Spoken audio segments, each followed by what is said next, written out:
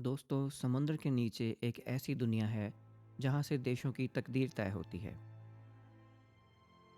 INS वर्षा भारत का नया $3.7 billion का न्यूक्लियर सबमरीन बेस, जो एक पत्थर के पहाड़ के अंदर बनाया गया है। ये सिर्फ एक बेस नहीं है, बल्कि भारत की स्ट्रेटेजिक सर्वाइवल का बैकबोन है। आज हम समझेंगे कि INS Varsha, Bay of Bengal और अंडमान निकोबार आइलैंड्स का असली मतलब भारत के फ्यूचर के लिए क्या है।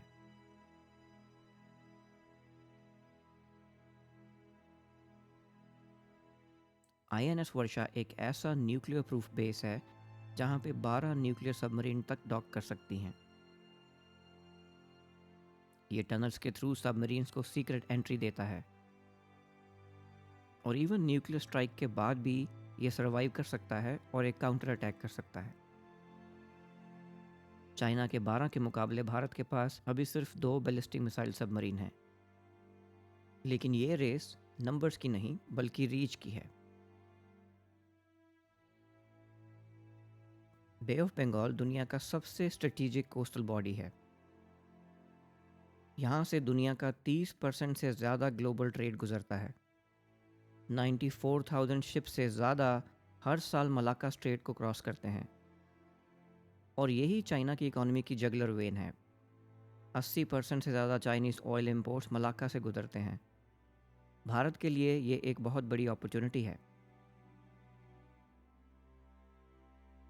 चाइना ने मलाक्का के अल्टरनेटिव रूट्स बनाने की बहुत कोशिश की है।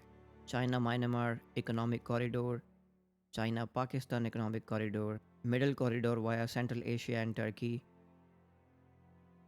पर सच ये है, इन सब कॉरिडोर्स की कंबाइंड कैपेसिटी भी मलाक्का स्ट्रेट के पास नहीं आती।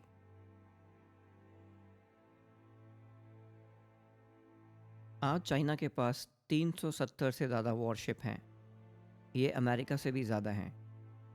टाइप 055 डिस्ट्रॉयर्स, टाइप 092 सबमरीन्स और एयरक्राफ्ट कैरियर्स उसके ब्लू वाटर नेवी को ग्लोबल बना रहे हैं। लेकिन इन सबको चाहिए एक चीज़, और वो है लॉजिस्टिक्स। इसीलिए चाइना डिबूटी, पाकिस्तान और बांग्लादेश जैसे मुल्कों में बेसिस बना रहा है।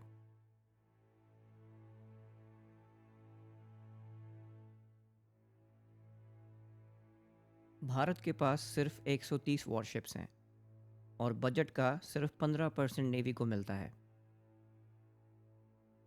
लेकिन इस कमी को आईएनएस वर्षा और न्यूक्लियर सबमरीन्स फिल करेंगे। ये भारत की सी डिनायल स्ट्रेटजी का हिस्सा है, मतलब एनिमी को अपने बैकयार्ड में ऑपरेट करने से रोकना। आईएनएस अरिहंत भारत की पहली इंडिजिनसली बिल्ट न्यूक्लियर सबमरीन। ये 3500 किलोमीटर तक मिसाइल स्ट्राइक करने की क्षमता रखती है। ये भारत को एक कंप्लीट न्यूक्लियर ट्रियाड देता है, जिसका मतलब है भारत लैंड, एयर और सी तीनों से ही न्यूक्लियर डेटरेंस कर सकता है।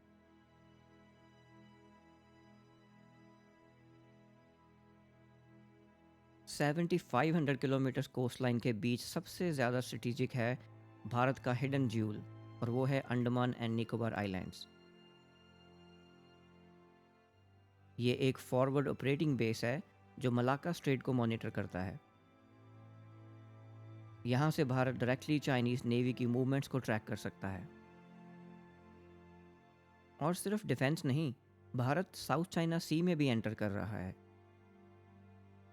2024 में भारत ने फिलीपींस को ब्रह्मोस मिसाइल दी। अब वियतनाम के साथ भी आर्म्स डील चल रही है। मतलब भारत चाइना के बैकयार्ड में भी प्रेशर बिल्ड कर रहा है। तो आईएनएस वर्षा, अंडमान निकोबार और भारत की एक्ट ईस्ट पॉलिसी, ये 3 पिलर्स भारत के नेवल फ्यूचर को डिसाइड करेंगे।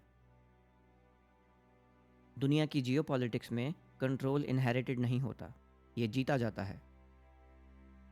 एक समंदर, एक समय पर। आप सुन रहे थे द चक्रव्यूह। अगर आपको हमारा एपिसोड पसंद आया हो तो इसको लाइक और शेयर कीजिए। चैनल को कृपया सब्सक्राइब कीजिए और नीचे कमेंट करना मत भूलिए।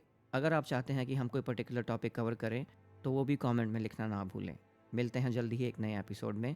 तब तक के लिए जय हिंद।